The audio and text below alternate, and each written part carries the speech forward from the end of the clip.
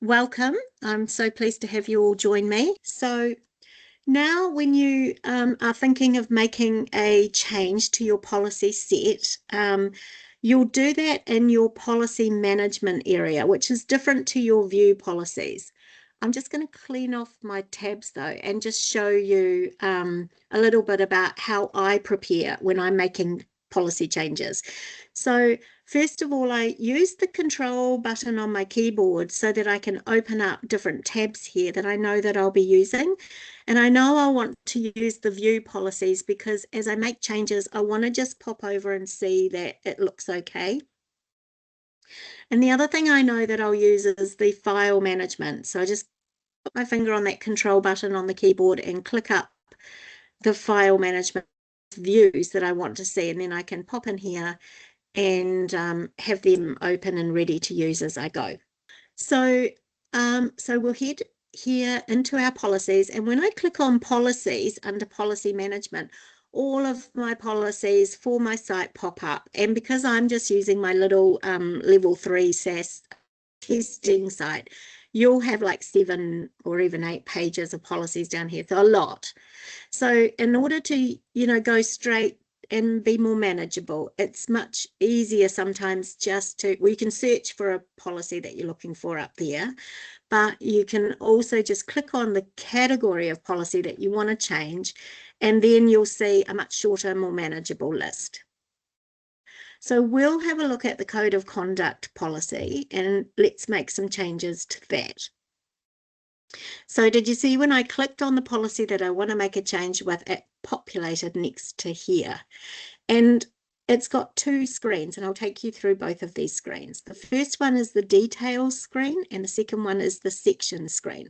So you can see the section screen has the content of the policy, and the details screen has some stuff that you can change in the body of your policy. So I'll show you what this is first, the detail screen. So here you can change your custom statements, and your custom statements are those, the client-centered statement. I'll just pop over to my view here. I'll pick the client-centered statement here, and the whakatauki and the definition. So let's say that we wanted to change our client-centered statement to something else. So we just write what we want to say there. Now, let's say we're a kaupapa Māori agency and all our staff speak really great Aotearoa, so they don't need the definition. So we don't want a definition to appear down here. So if you don't want something to happen, you just want an empty space, you use the term blank. So we put in the term blank and then we push save and it says statement saved. And then when we pop over and refresh, we can see we've changed our client-centered statement. We've still got our whakatauki, but we've got rid of that definition. So it's as easy as that. You can type in anything you want, or you can use the term blank to get rid of them all. And you can do that for each of your policies here on the front page. If you decide on actually, I do want to have those 3 things, it's as easy as deleting them out and pushing save. It'll tell you that it saved it, and then when we refresh over here, it's all back to how it was. The next area here on the details section is something that we call designation of policy responsibility. This is really good for if you've got, a big organization with like an HR manager and a finance manager, and they're in charge of certain sets of policies, or if your board wants to see themselves reflected. So what it does is it brings up a little statement right at the bottom of the policy and tells you who is the lead for feedback and review. And so in this case, it's the manager. And this is a function that I can turn on for you guys, and then you can come and amend that policy by policy if you would like to. And I'll just quickly show you how you would do that. So say I had set this up for you because you wanted it. There's no point in having this if you don't want it, because it doesn't really add any value. But if you do want it, I'd set that up for you, push through a statement like that. And then if you decided you wanted to edit it, you would just you know, say the board wanted to be in charge of the code of conduct, you would just come in here and change that. And then if you had a whole category to do, you just kind of copy whatever it was that you wanted to say there.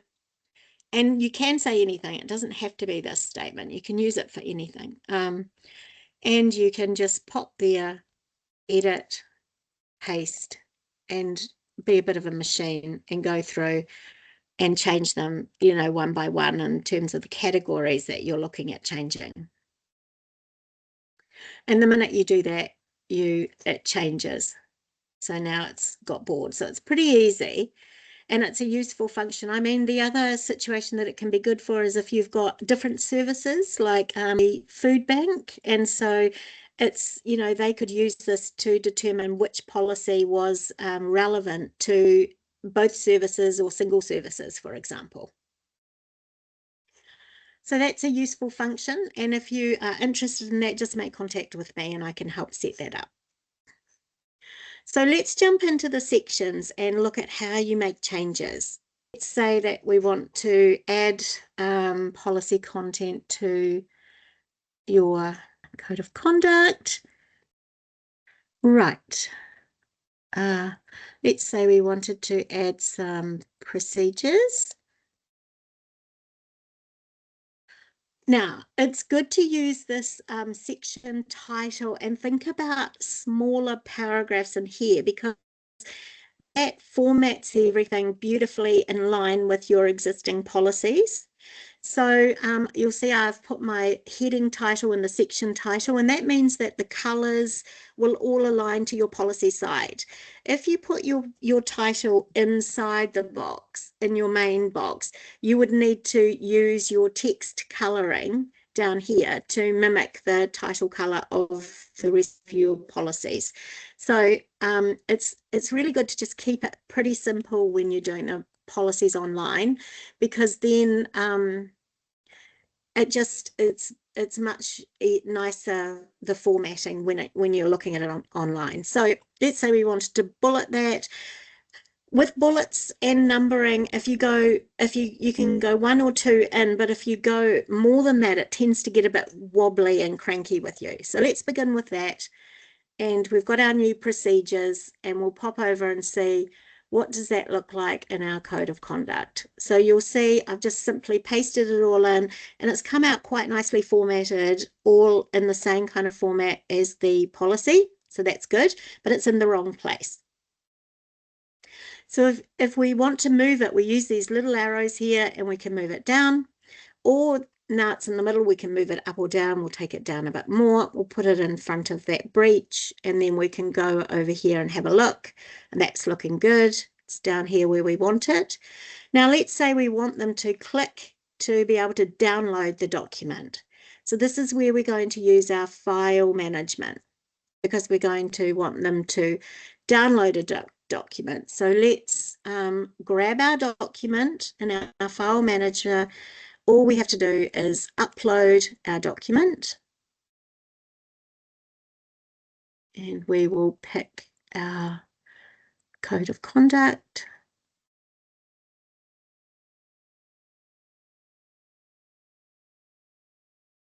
Now it'll ask you to create a folder if you haven't already got one, so you can create many folders or just one folder. You might want a board folder, or you might want to do it by your policy category, depending on how many documents you see yourself uploading.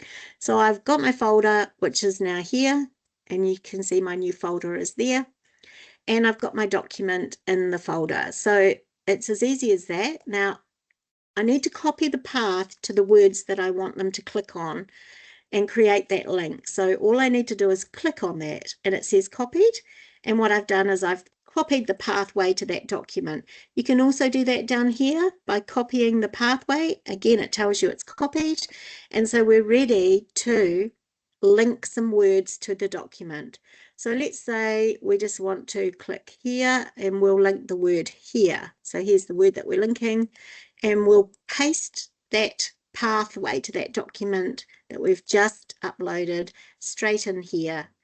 And then when we click save, we can see that we now can click this and that document will download there. So we'll do that again with the second one so you can see it. This time we'll bring in that Kaimahi document. So here's the Kaimahi Code of Conduct, and we will put that in the integrity folder that we just created, upload it, and there it is there. So we're going to copy that path, pop back over here, edit, and we're going to do exactly the same thing. We're going to link the words that the word here to that document, insert that link and push save.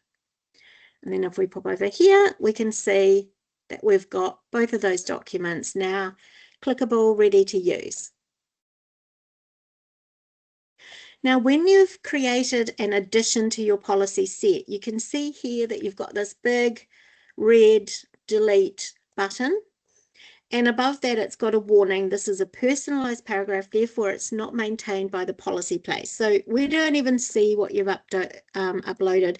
We don't see anything that you've done here unless we come in and impersonate you. So we need a bit of effort. We only do that if something's gone wrong for you. So, then what that means is that in future, when we call for a review of the code of conduct, or any policy, you can pop into your back screen, you can just zoom down here and look for things like that, the delete button, and then you can do the review of your associated customization at the same time so that you keep in track with the dates of the reviews down here. But if at any time you think, oh, I've updated my document, and so to replace that, I'll show you how to do that, and that's back in your file management. Or if you've made a mistake and attached the wrong document here, you just need to click on those little three buttons and push edit, and it's in this edit screen that you can delete a document or replace the document. So let's say you've updated the document. We just go in and we just choose the file that you want. We'll just put any old file in here to show you how it works. So there's our new file. Upload that. And what that means is once we've done that, we don't have to do anything else. We'll refresh here. We'll see that that new document has replaced the document that we previously had. Just like that. So it's very easy to update your documents. Now, if we decide that we want to delete a document, like say we go, oh, golly, gosh, I put the wrong document in there, we can delete the document and it asks for a double check. Now, it's telling us it can't be deleted because it's attached to a policy. And at any time that you're in your documents and you want to know what policy is attached to this document, you can click on that Find Policies which use this file. So it's saying I can't delete that because you've got it attached to a document. So then we pop back over here and we go, oh, that's right, I do have it attached to that. So we can delete that out. Which one am I in? We'll delete that out, and it's easiest just simply to delete it out entirely to get rid of that link.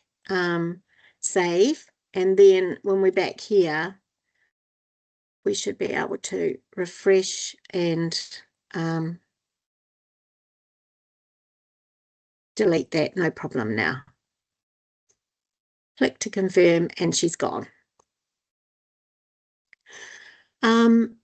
So that's how you upload and how you update and how you delete and then manage your files. And you might end up with several folders down here. You can click on those folders that you've created and pop up those documents in that folder.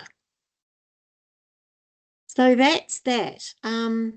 Now, You can attach photos and charts and tables and things like that using this function. If you're thinking about things like procedures or, processes, try and think of a common word that you want to use consistently through your policy suite and then use that. You'll see that we usually use requirements or key steps or something like that when we're talking about procedures. So that leaves lots of other words open for you to build in throughout in a consistent way throughout your policy suite.